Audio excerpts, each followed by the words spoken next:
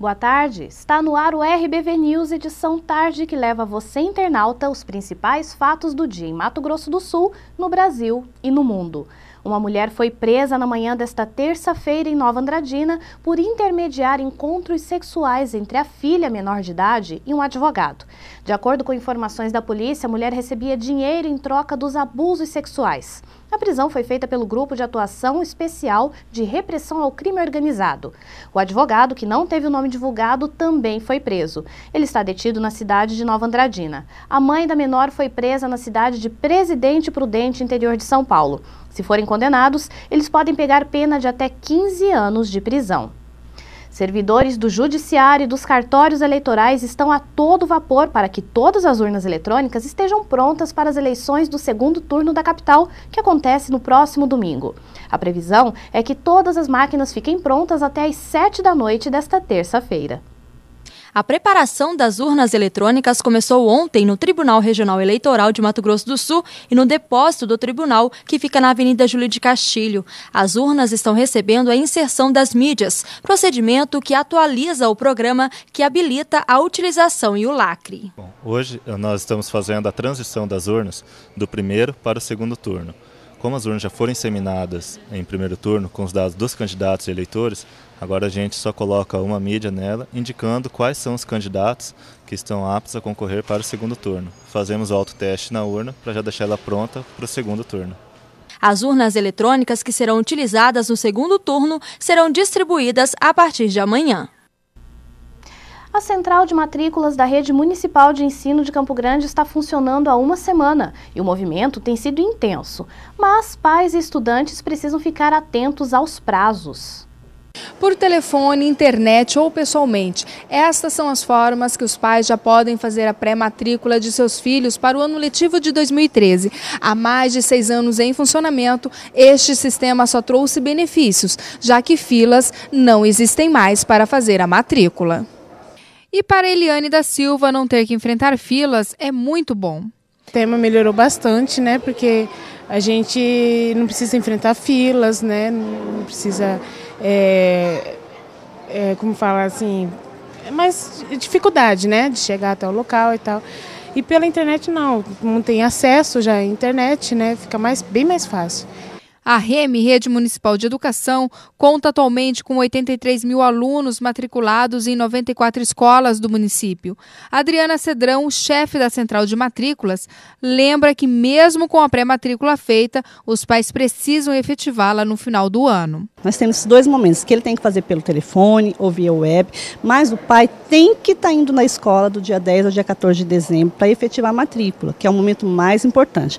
Aquele pai que não for na escola efetivar, infelizmente, ele perde a vaga. E para os alunos novos, os pais ou responsáveis devem ficar atentos, já que o prazo para a pré-matrícula e a confirmação são diferentes. Começa dia 13 de novembro e vai até o dia 16 de dezembro.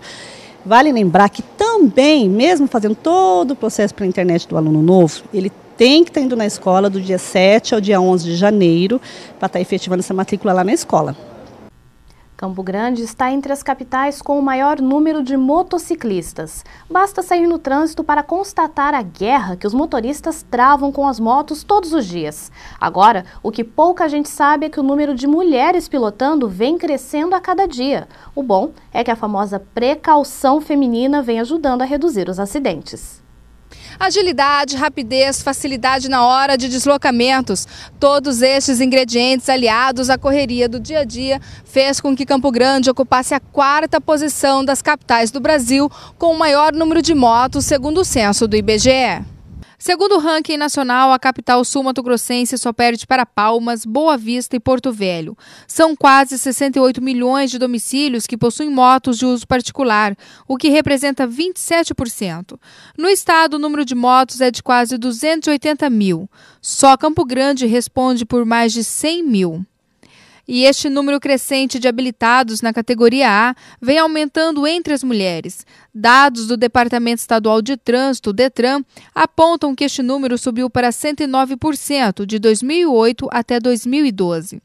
Atualmente, o estado conta com 22.660 mulheres pilotando motos, como é o caso de Aline, que optou por este meio de transporte por causa da rapidez que ele oferece. Porque realmente é mais rápido, né? O trânsito hoje em dia, né, não tem como estar indo de carro rápido. Então, moto, né, é bem mais prático. Porque é mais rápido, né, e econômico para a gente trabalhar, tá?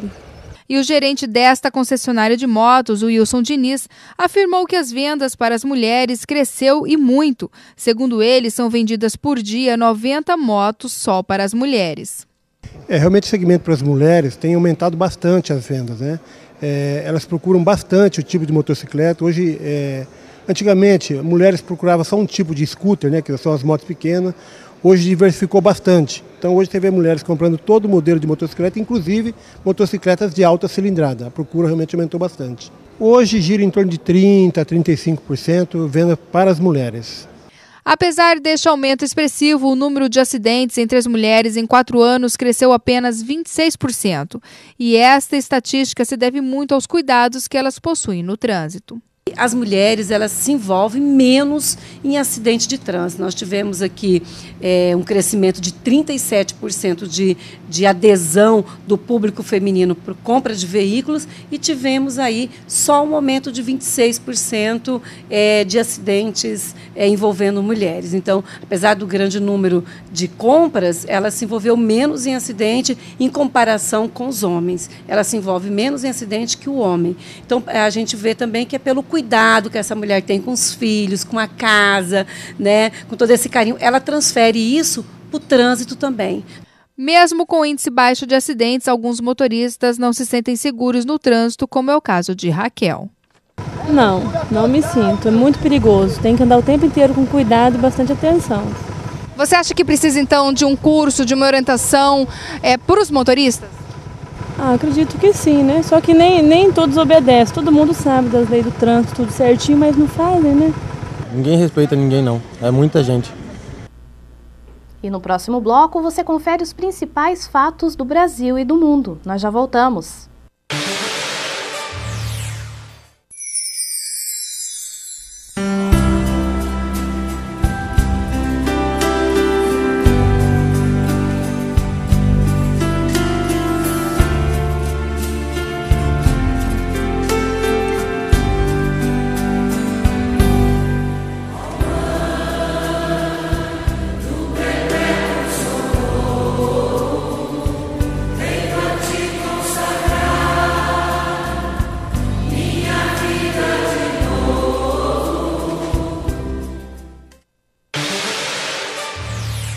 E agora as notícias nacionais. O edital de concessão do Maracanã está gerando muitas polêmicas, como você viu ontem aqui em nossa segunda edição. Um dos pontos que já está mobilizando a sociedade diz respeito à demolição do Museu do Índio, que fica ao lado do estádio. Índios se preparam para a guerra, na justiça. Querem manter o prédio do antigo Museu do Índio ao lado do Maracanã.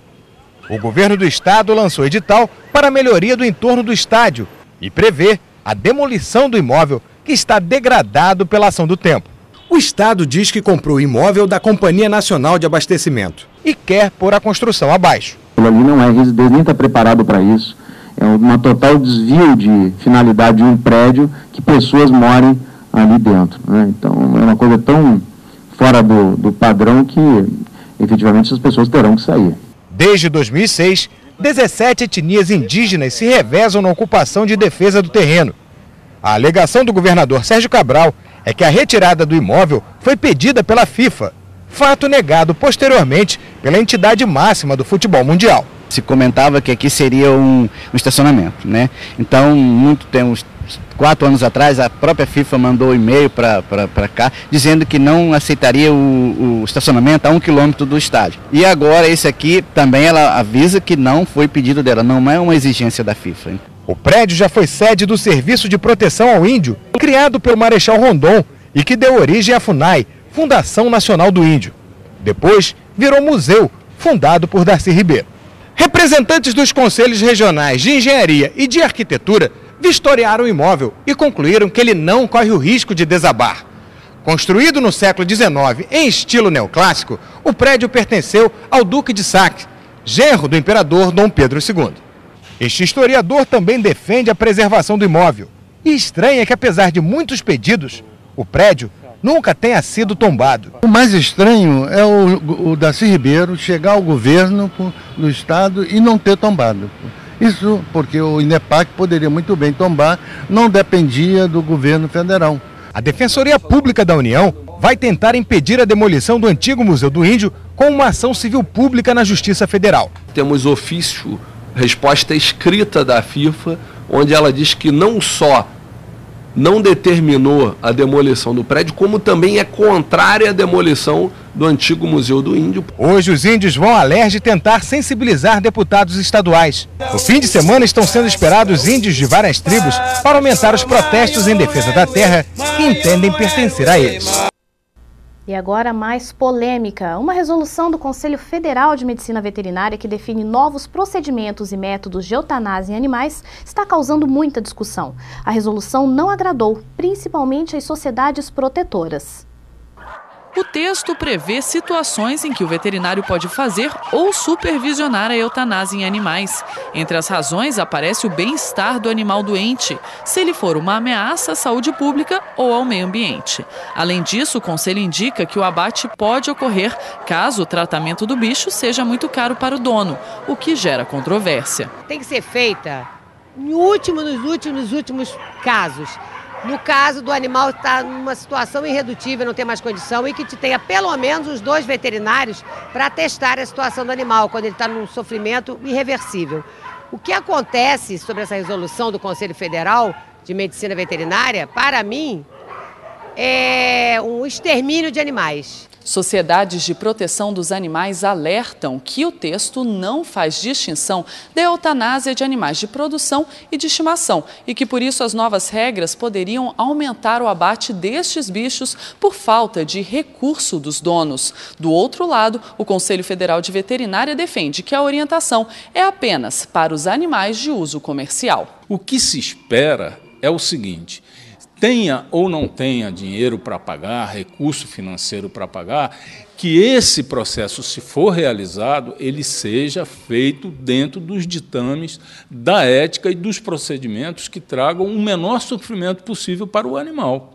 A resolução regulamenta as formas aceitas para a prática da eutanásia. O uso de sedativos antes do abate passa a ser obrigatório. Já o choque elétrico foi banido. Em Brasília, um Aras mostra ser possível encontrar outras alternativas, combinando economia com proteção dos animais. Quando uma das éguas sofreu um acidente e precisou ser aposentada, os donos doaram o animal a parceiros para evitar a eutanásia. A gente procura sempre tratar até quando não tem mais solução mesmo.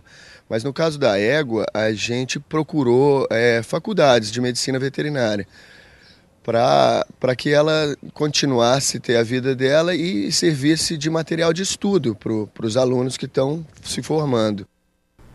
Outubro é o mês que marca a luta contra o câncer de mama, mas nem todas as mulheres que têm a doença conseguem fazer a cirurgia de reconstrução da mama de forma gratuita. Agora, um projeto de lei que tramita no Senado quer garantir às mulheres o direito de uma cirurgia plástica para reconstrução mamária. Por causa de um câncer, Terezinha teve de retirar um seio há 15 anos, mas a professora diz que só conseguiu fazer uma cirurgia plástica para a reconstrução da mama 6 anos depois. Era como se uma parte de mim, de eu ser feminina, entendeu?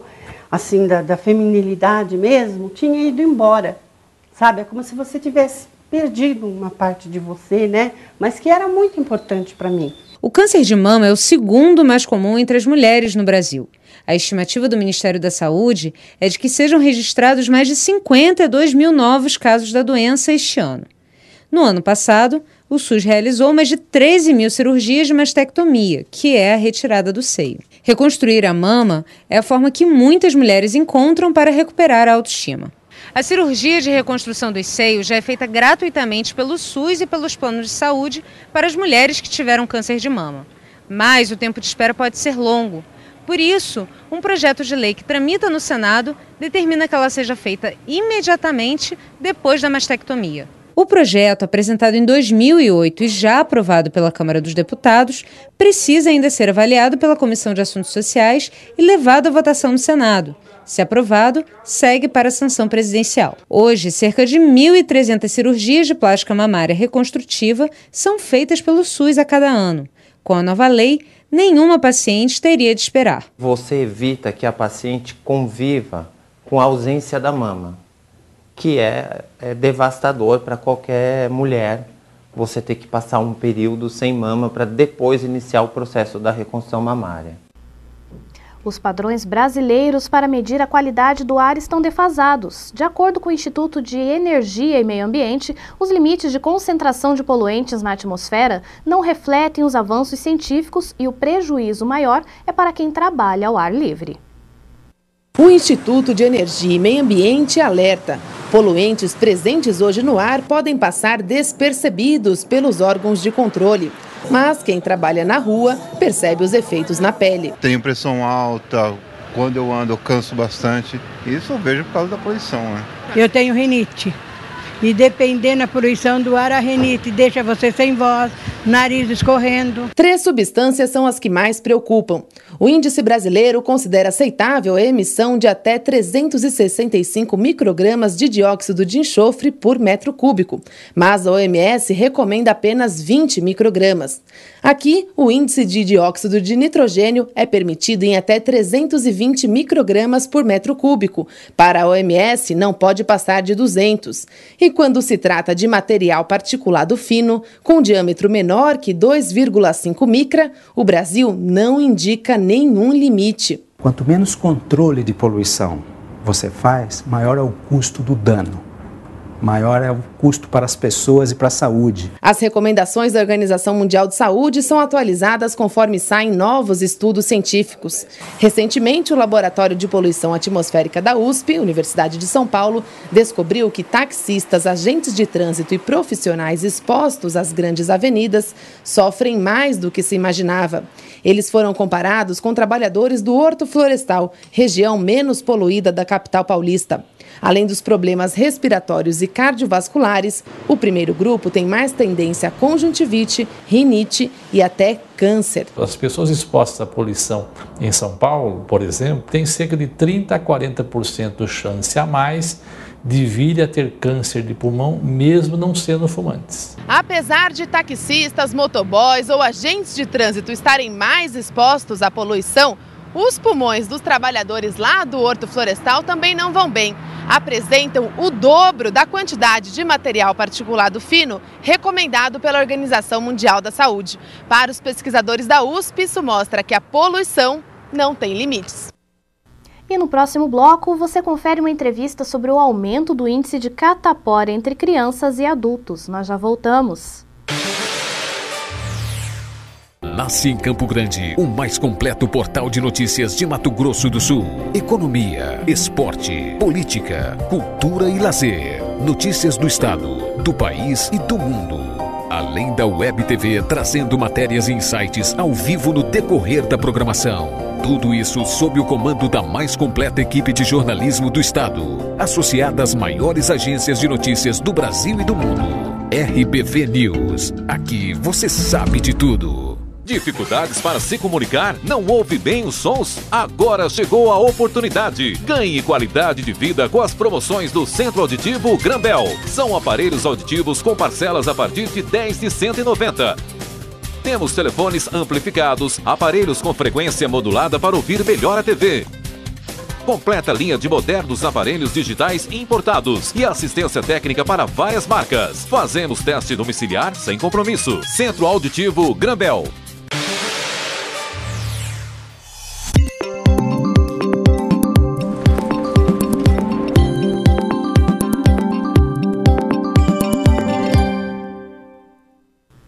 E agora chegou a hora de falar do tempo. Já choveu agora à tarde em Campo Grande e a Defesa Civil emitiu um alerta à população. De acordo com a meteorologia, as chuvas podem vir acompanhadas de trovoadas, rajadas de vento e queda de granizo em Mato Grosso do Sul. A recomendação é evitar áreas de alagamento e evitar também trafegar em ruas sujeitas a alagamentos. Confira agora a previsão para 5 capitais para esta quarta-feira.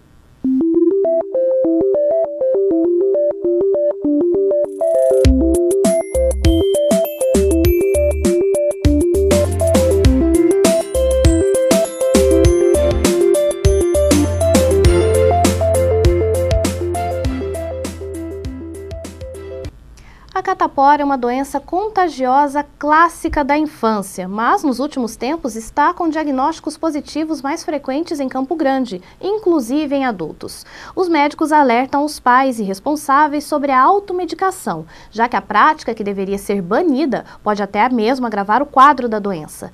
Na maioria dos casos, a catapora não aparenta gravidade, mas pode evoluir e levar o paciente à morte. Mas como cuidar de uma doença tão comum e que ainda preocupa os pais e como prevenir e tratar? Quem está no estúdio e vai nos responder essas perguntas é o pediatra João Batista Botelho, que inclusive vai nos dar dicas para amenizar os sintomas. Boa tarde, doutor. Boa tarde. Muito obrigada pela sua presença. Doutor, primeiramente, a catapora aparentemente é uma doença muito simples, causa incômodo, mas a impressão que dá é que é apenas uma doença infantil. Ela realmente pode se tornar algo bem mais grave? A catapora, em mais de 90% dos casos, ela é benigna, ou seja, ela sara sozinha, sem deixar sequelas e sem causar risco nas pessoas. Mas, numa pequena porcentagem, ela pode dar complicações, levando até à morte, problemas neurológicos, principalmente, né? E o problema mais comum é a infecção de pele, que pode ocorrer a partir da primeira semana da doença. Bom, criança, principalmente, muito difícil controlar a coceira que dá na pele. Isso realmente é prejudicial? Pode inflamar, acabar agravando a doença? Como o maior problema é a infecção, nós devemos tomar principalmente cuidado com a higiene, certo? Manter as unhas das crianças cortadas, bem cortadas, lavar sempre as mãos dela e procurar ao máximo fazer com que ela não coce, não machuque aquela área afetada pelas vesículas da catapora, favorecendo a infecção secundária no local.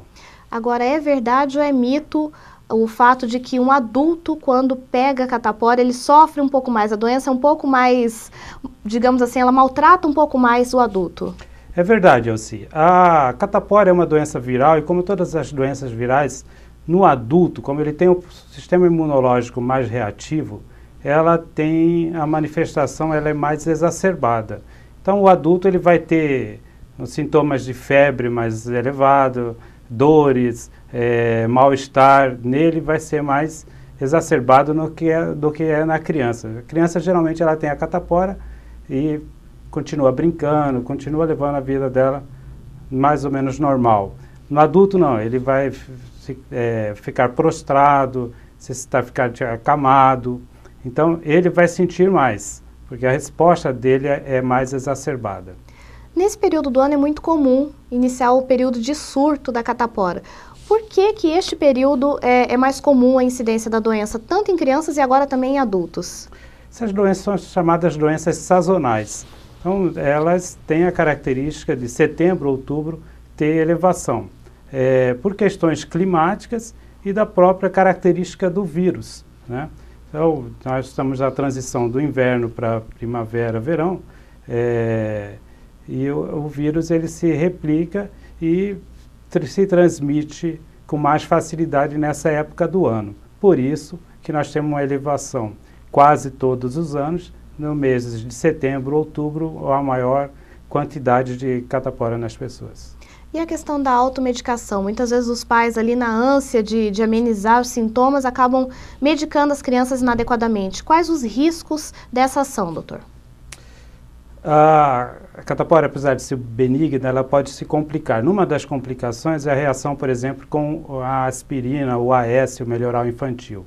Ele dá uma síndrome que é chamada síndrome de Rey, que ocorre depois da fase aguda da doença, e tem uma incidência quando você usa a aspirina no período da doença.